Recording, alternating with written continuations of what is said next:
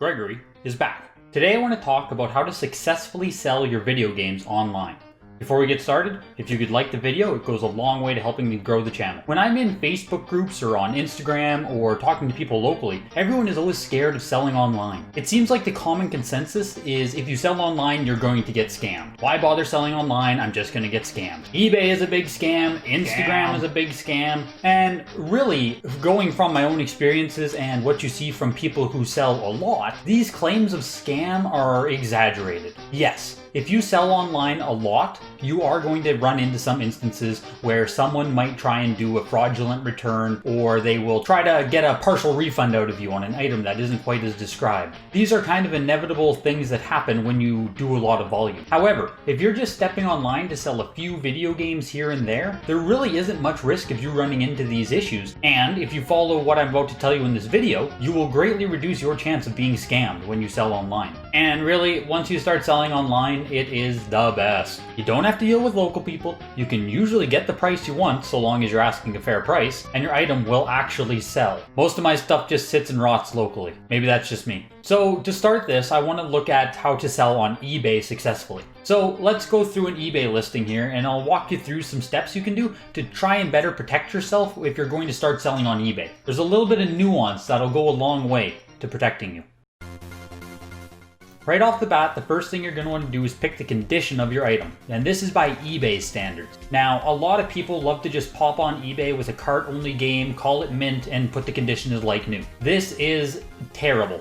Do not do this. Basically, if you're going to list on eBay, just ignore the like new and the very good descriptions. They don't actually help your listing, and they create loopholes where buyers can request returns for you because your item does not correlate to eBay's standard of very good or like new, despite your item maybe being in fantastic condition. So for the eBay like new, eBay lists it like this: an item that looks as if it was just taken out of the shrink wrap. No visible wear, and all facets of the item are flawless and intact. With that, you might think that you can list a very nice condition cartridge and put like new. However, the like new also implies that it includes the box and manual, which whatever, they can view the photos, they can look at the description, but it is something that a buyer can do, that if you list a like new cartridge, they can then file an item not as described claim against you and say that, oh, it does not include the box and manual. In a lot of these instances, eBay's automation system will side with the buyer. Yes, you can call into eBay, plead your case, and you might win, but using the like new sets you up for situations such as this.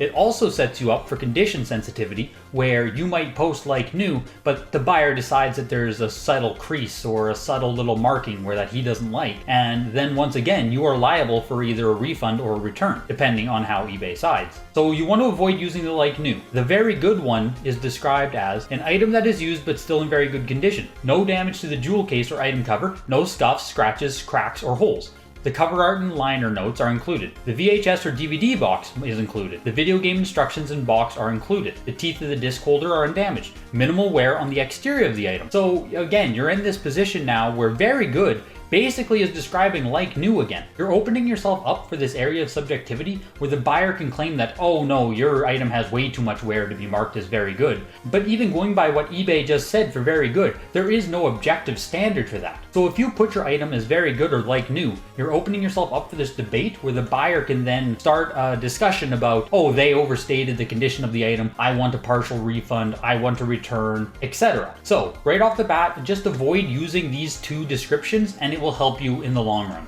In most instances, I will simply list things as acceptable. This includes games that are cartridge only. This includes games that include the box, manual, and cartridge. When you choose to list as acceptable, you no longer have this condition debate that can be opened up against you. You're saying that the item has wear and is in acceptable condition. Any wear needs to be seen in the photos and buyers can make their own judgment. Since I have swapped to only listing items as acceptable condition, I don't think I've had a single return on over 100 sales. You get people who are serious about the purchase because you're closing the amount of loopholes that people can exploit. And trust me on this, if you put it acceptable or good, it does not mean you won't sell versus if you put very good or like new. The best thing you can do is take good photos and a good description, which brings me to my next point. Take photos of your item. On eBay, they allow you to take 12 photos, yet I see so many people post one photo, two photos. All you're doing is setting yourself up to get an easy return because you aren't showing the item properly. If you're selling a cartridge, make sure to at minimum take pictures of all sides of the cartridge. If you are selling a complete in-box game, make sure to, at minimum, take front and back photos of all 3 pieces of the item. Your cartridge should have photos, your box should have photos, and your manual should have photos. There's really no excuse for taking a single photo of the game front on. When you only take a single photo of the item, you are hiding so many sides of the item that a buyer can then claim was not as described. They could swap out the back of your cartridge, they could swap out the box, and they can swap out the manual because you only showed the front of it. So say the buyer buys it and then they say, oh, I don't like it, and they want to return the item to you. Now, from eBay's perspective, you will get the item back, but let's say they swap the back of the cartridge or they swap the manual out. Well, the front of the manual might look the same, but the back of the manual now has a sticker on it. Well, you didn't show the back of the manual to begin with, so it's going to be very hard for you to fight that case. All you need to do in this is take proper photos. Make them well lighted and make sure you show off the condition of the item. Also, show the flaws on the item. You're not benefiting at all by not showing the flaws. Maybe you hope your item will sell because you didn't disclose that there's a huge crease. Well, great. You're also going to eat a refund or a return for not doing that. People buying on eBay aren't stupid, and eBay only favors the buyer in a lot of instances. You need to protect yourself as a seller by disclosing these types of things before they come back to bite you. So, you've listed your item as acceptable, you've taken great photos showing all sides of the item, and now it's time to write a description. And again, this is another spot where I see so many people that just don't even write anything, or they write good condition. They'll write the absolute minimum in there as if their time can't be bothered to write a description. And I like to think a lot of people just don't know that you should do it. I like to think a lot of it just comes from inexperience and not laziness, but... So, in the description, you actually want to be descriptive when describing your item. And this starts with 1.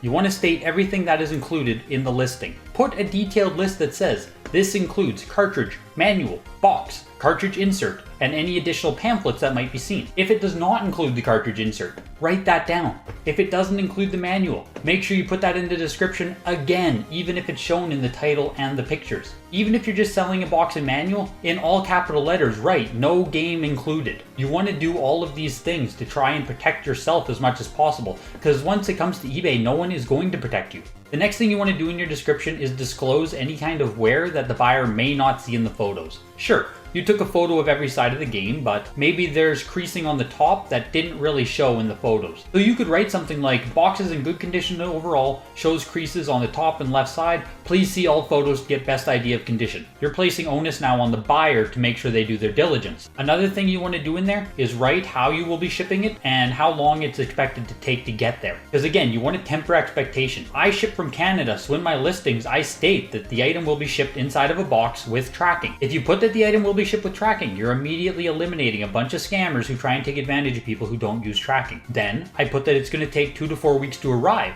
to temper expectations. Sure, people can still be angry about that and it may cost me a sale here and there, but it is protecting me in the long run. And the last thing I do in my description is I write a little template saying that I am an experienced eBay seller and have been using the platform for years. Any kind of misconduct or attempted fraud will be reported to eBay immediately and local authorities. Now, of course, I'm just talking a big game. There's really not much you can do on eBay. But if you write this kind of scary template into your description, you make it seem like there's less a scammer could do against you. So let's say a potential scammer takes a look at your listing and then someone else's listing. Well, why would they try to take advantage of you when you're saying that you're experienced on eBay, you've already wrote that you're going to talk to eBay or authorities? There's just no reason for them to attempt your listing for a scam versus the person over there who has one photo, a bad description, and nothing else written. So just make sure in your description that you actually write stuff and you be thorough. The biggest thing that's going to help you sell online successfully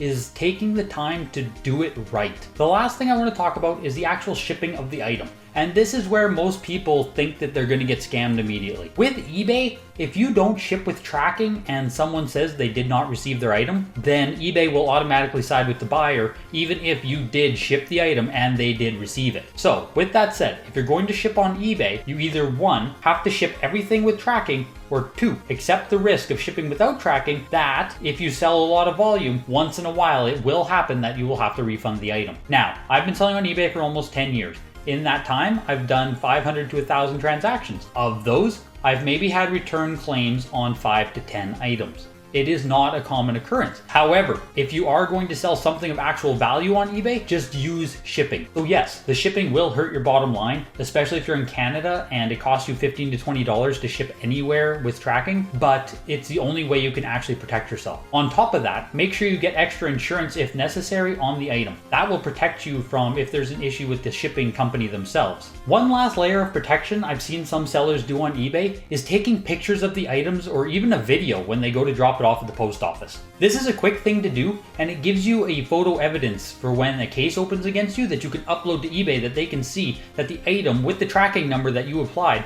was at the post office and given to the employee. No, this is not a foolproof plan, but if you were to write in your description, I take photos of all items after being dropped off at the post office, it's again another layer of protection you're creating to try and discourage any potential would-be fraud or scam. Because really, that's all we can do when trying to sell on eBay. You can't stop scams from happening, but you can do a lot of little things to try and protect yourself so that it at least doesn't happen to you when you sell on eBay. Unfortunately, it'll be the person less experienced than you who doesn't do a lot of these tips I'm saying in this video. Those are my tips. If you follow what I laid out in this video, you are going to greatly reduce your chance of being scammed online when selling, and you will open yourself up to the wonderful world of selling to a global market. No, it's not a foolproof strategy, and problems may still arise. But if you follow what I laid out in this video, you will greatly reduce your chances of being scammed, fraud, returns, or refunds. I hope you learned something. If you did, please make sure to like the video and leave a comment down below. If you have any questions about posting on eBay or trying to sell online, put them down below. I would love to help you out and answer them. Until next time.